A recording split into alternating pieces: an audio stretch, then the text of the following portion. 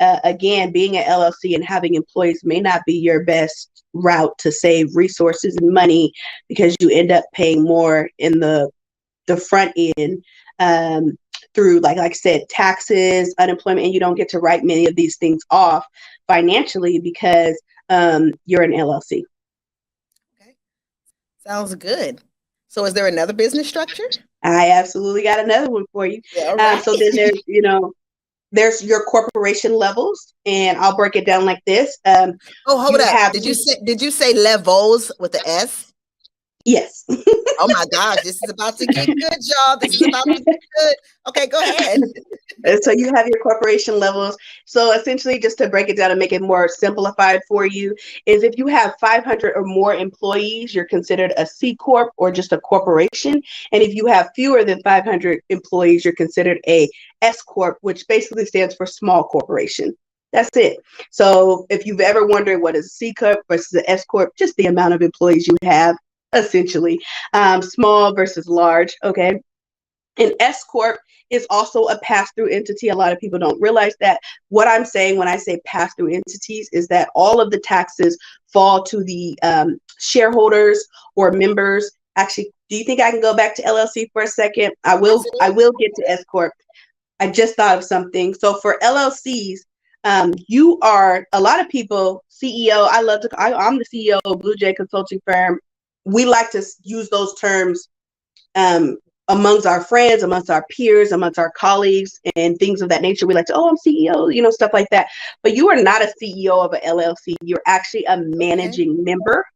And I think that's really important for people to know, that you are a managing member. You manage the LLC. You do not, you're not the CEO of an LLC. And as a managing member, when we sign documents and legal documents on behalf of our organization, we must do so as the managing member. And it must be stated in your operating agreement that you can sign on behalf of your organization, which really separates your person from your organization. And I think a lot of people, they just sign normally as themselves.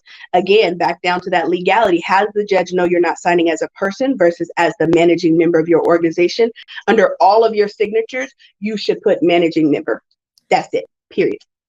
Charmaigne, you just taught me something new because I was not aware of that.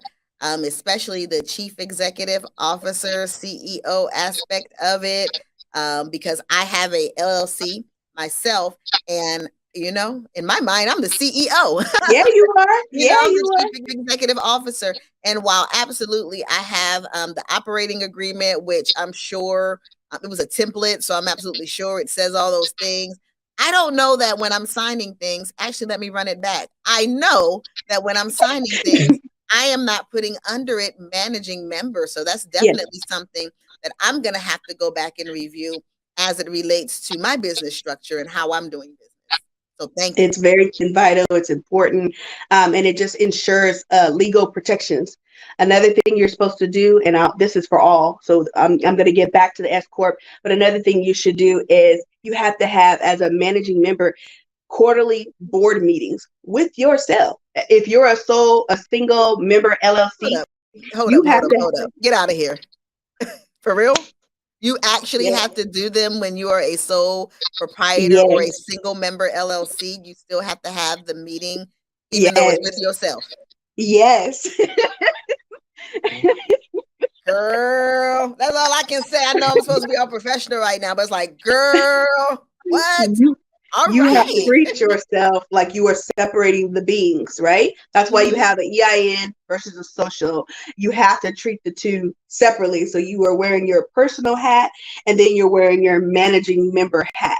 And you have to you have to write about yourself in third party. So you would say, when I was an LLC, I'm an S Corp now, but when I was an LLC, I would say that, Blue Jay Consulting Firm LLC gives the sole managing member permission to sign for this loan, to spend X amount of dollars, or to have access to the bank account, to be a signer on all checks.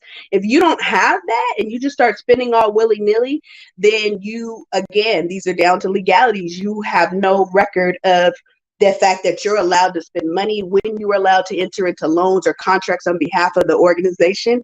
And again, usually we don't fall into those problems because we tend to make, in the beginning less than six figures. But as you start to expand and start to make more than six figures, you set yourself up for failure when it comes down to legalities and audits and things of that nature. It's important to have it on file. And the first thing the judge is going to ask you for is your board meeting minutes. Okay, and you're probably going to get to this, but when you say certain things, it triggers something in me. So you mentioned, we typically operate a certain kind of way because, we're under six figures, and et cetera. So is there a specific threshold that you should be making as a business for you to start going to the different levels? You talked about the stairs. You can start off as a sole proprietor, if that's where you need to start off, and then move to the LLC, and then move to a corporation. Is there a recommendation on the amount of income that your business should be bringing in before you hit those different levels?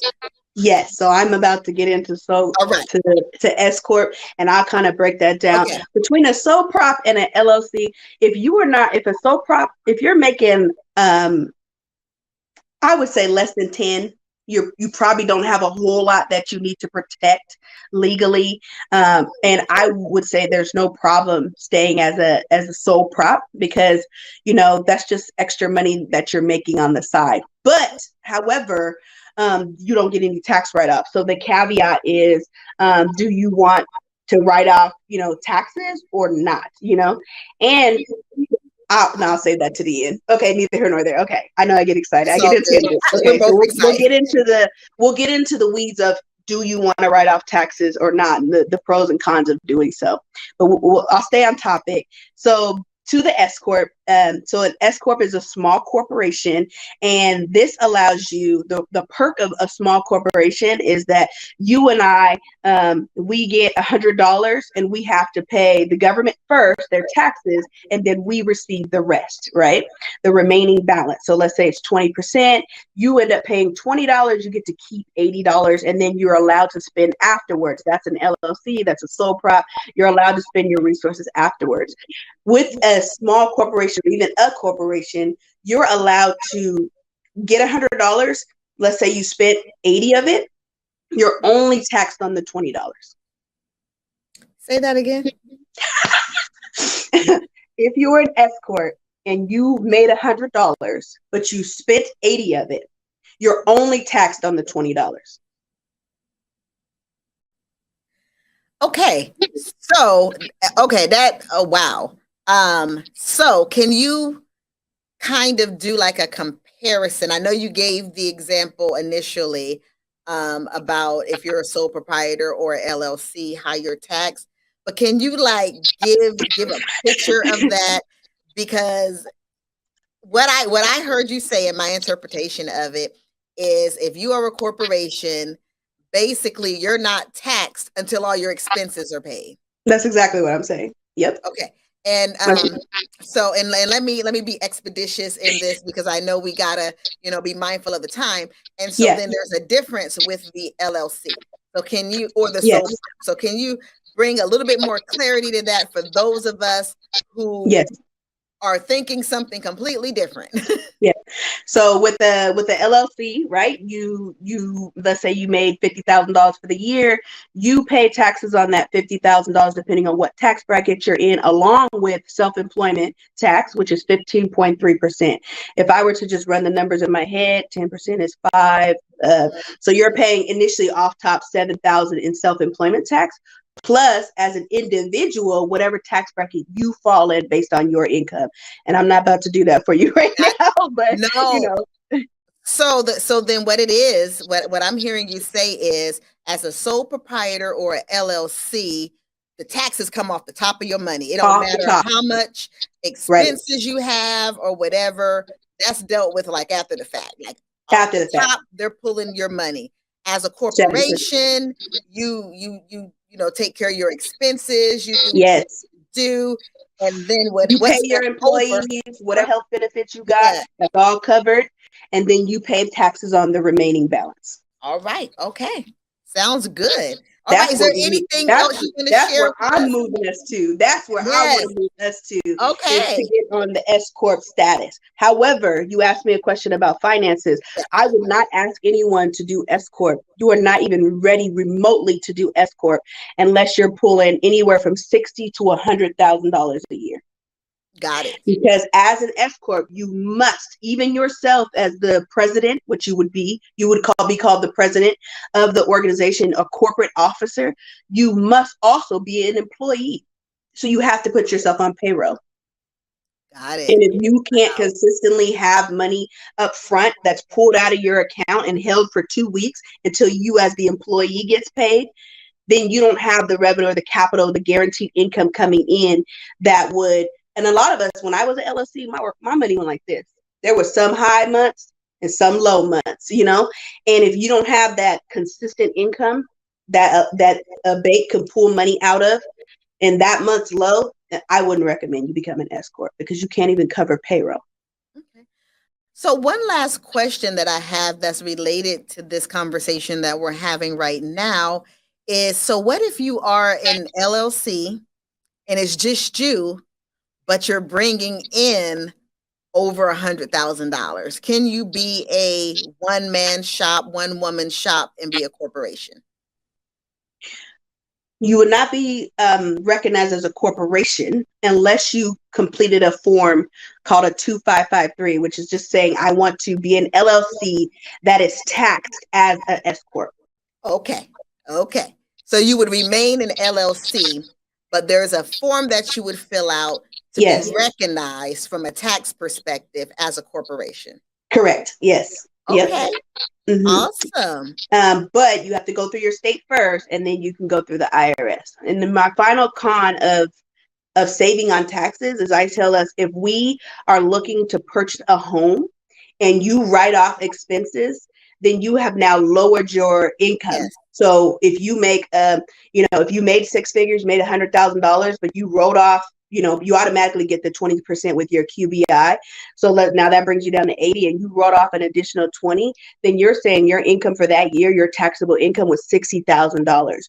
When you go to apply for a home, they're only going to go off of that taxable income, which lowers your home value or your ability to increase your loan. So the only time I would tell people to not write off expenses is if you're in the home buying process. Got it. Understood. Well, are there any final thoughts you would like to share with us before we close today? You can also be a multi-member LLC. That's another one I wanted to talk about, or a partnership is what they call it, where you have multiple people in an LLC, and it's actually a different tax form that you have to fill out that you would get issued what's called a K-1. It sounds like a fancy word, but it's essentially a W-2 for all of the members. Don't be scared by the numbers of the tax forms. Everyone's issued a W-2, and you file that on your 1040 as well. But if you want to maximize your dollar as you start to make a consistent 50K or more, I definitely recommend that you move into that S corp model. Okay. Sounds good.